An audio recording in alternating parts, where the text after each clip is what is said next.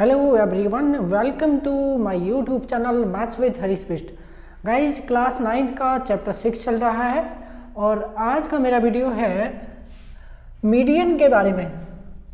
तो बच्चों, आज हम बात करेंगे कि मीडियन क्या होता है और कितने होते हैं, अर्थात माध्यिका किसे कहते हैं और एक त्रिभुज की कितनी माध्यिकाएं हो सकती हैं। आज हम इस बात पर चर्चा करेंगे।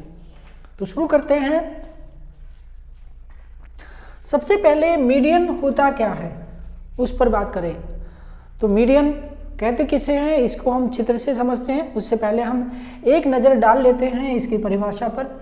ओके बच्चों, the median of a triangle corresponding to any side is the line segment joining the mid point of that side with the opposite vertex. अर्थात इसका मतलब क्या हुआ, इसका मतलब ये हो गया, एक ट्राइंगल का मीडियन वह लाइन सेगमेंट होती है जो उस ट्राइंगल के किसी साइड के मिड पॉइंट को, उसके मिड पॉइंट को अपोजिट वर्टेक्स से मिलाता है।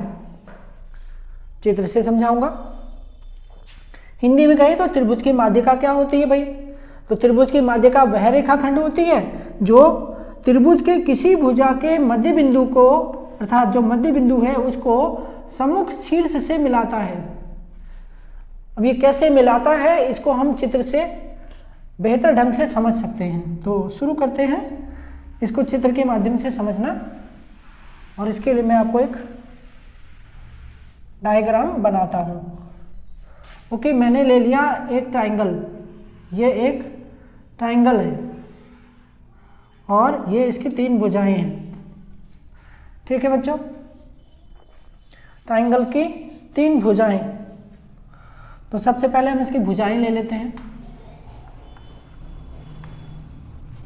ओके, साइड्स अर्थात भुजाएं।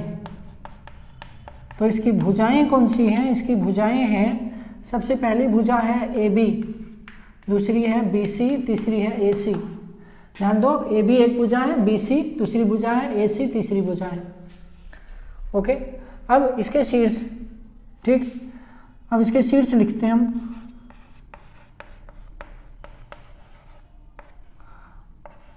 शीर्ष। तो इसके शीर्ष कौन कौन है बच्चों? इसके शीर्ष हैं बिंदु A, बिंदु B और बिंदु C। जैसा आप पहले से जानते हैं शीर्ष यानी वर्टेक्स। वर्टेक्स वो पॉइंट होता है, ये पॉइंट है जहां पर AB लाइन सेगमेंट, ये AB लाइन सेगमेंट और AC लाइन सेगमेंट एक दूसरे को A पॉइंट पर मिल रही है, इसलिए A को वर्टेक्स कहेंगे। इसी प्रकार B एक वर्टेक्स है, C भी एक वर्टेक्स है। कुल मिलाकर 3 वर्टेक्स हो गए। ठीक है, बिंदु A, B और C, points A, B and C are vertex. Okay, ये हो गए। अब हम बात करते हैं इसके मिड पॉइंट की।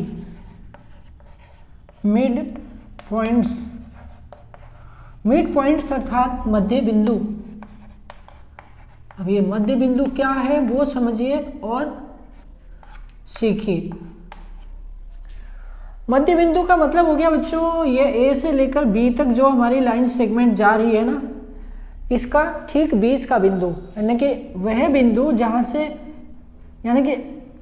से ऊपर की यानी A की लंबाई और B की लंबाई बराबर हो।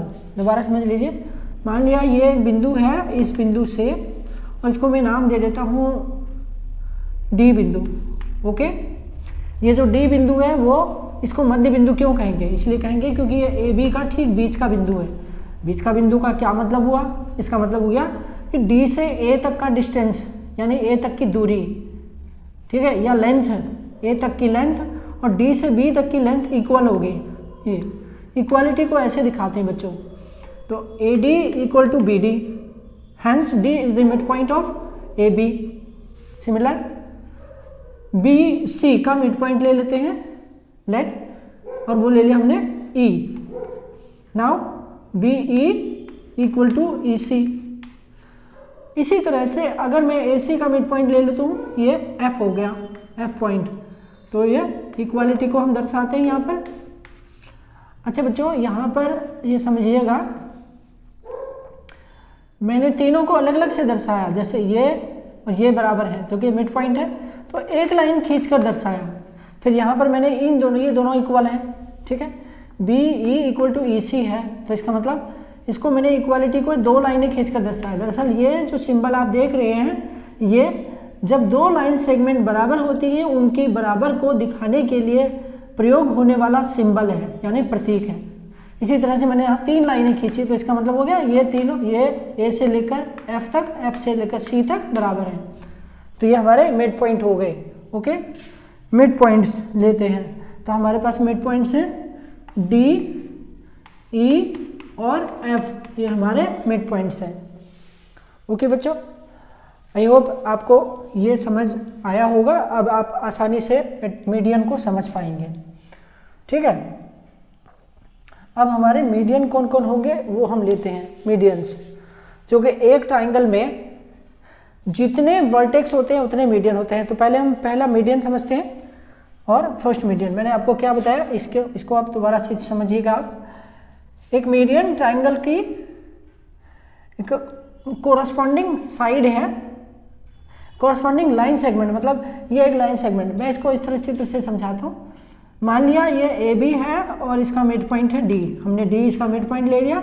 अगर इस मिड पॉइंट को इसके अपोजिट, अब आप बताओ कि डी पॉइंट का अपोजिट वर्टेक्स कौन है, सी है, तो अगर मैं इसको सी से मिला देता हूँ ये, तो ये कहलाएगा मीडियन। तो इस मीडियन का नाम क्या है, सी डी। मीडियन का नाम क्या है, सी डी। और ये सी डी जो है वो ए बी के मिड पॉइंट डी और अपोजिट वर्टेक्स सी को जोड़ने से बना है।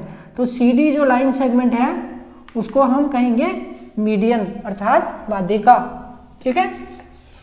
तो अब आप कह सकते हैं, आप ऐसे भी कह सकते हैं कि माध्यिका वह लाइन सेगमेंट होती है जो अपोजिट साइड को दो इक्वल भागों में डिवाइड करती है, अर्थात वह रेखाखंड जो सम्मुख भुजा को दो बराबर भागों में बांटती है, जो कि किसी एक वर्टेक्स या शीर्ष से खींची गई।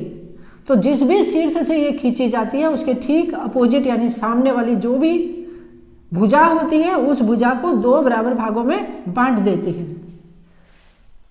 तो इस तरह से सी डी हमारा एक मीडियन हो गया। अच्छा बच्चों, इसी तरह बी सी का मिड पॉइंट ई है, तो इसका मतलब हम अगर ए को ई से मिला देते हैं तो ये भी हमारी एक मीडियन हो गई, ठीक। अब इसी तरह से अगर एक और हमारे पास ए सी का मिड पॉइंट है, उसको अगर हम अपोजिट वर्टेक्स, ध्यान दीजिएगा, मिड पॉइंट को ठीक सामने, इसके सामने जो भी बिंदु है उससे मिलाना है, तो अगर इसको इससे मिला देते हैं तो ये हो गया बी एफ, तीसरा मीडियन। इस तरह से कुल मिलाकर हमें एक त्रिभुज के तीन मीडियन प्राप्त हो गए, ठीक है, तीन मीडियन। अब हम मीडियंस को लेते हैं यहाँ पर।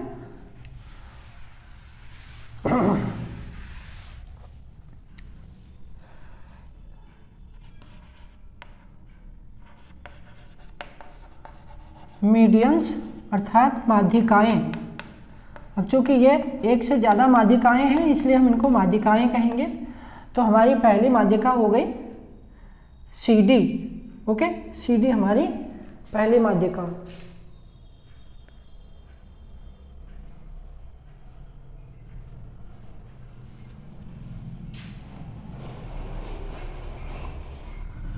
नंबर एक,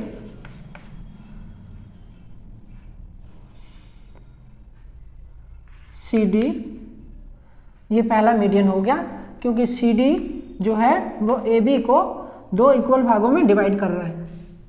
अब सी डी मीडियन क्यों है, इसके पीछे हम रीजन ये लिख सकते हैं, because we have A D equal to D B, ठीक है, ए बी, ए डी और डी बी बराबर है इसलिए ये मीडियन है। तो हमारा दूसरा मीडियन क्या हो गया, दूसरा मीडियन हमारा हो गया बी एफ और तीसरा हो गया ए ई। तो अब हम ले लेते हैं बी एफ हमारा अगला मीडियन है। अच्छा, ये बी एफ मीडियन है तो इसने क्या किया, इसने ए सी को दो इक्वल भागों में डिवाइड किया, ए एफ और सी एफ, तो ये A F equal to C F निकला। तीसरा सी, तीसरा हमारा मीडियन हो गया ए ई जो है वो क्या कर रहा है, ए ई जो है वो बी सी को दो इक्वल भागों में डिवाइड कर रहा है। इसका मतलब हो गया B E equal to EC।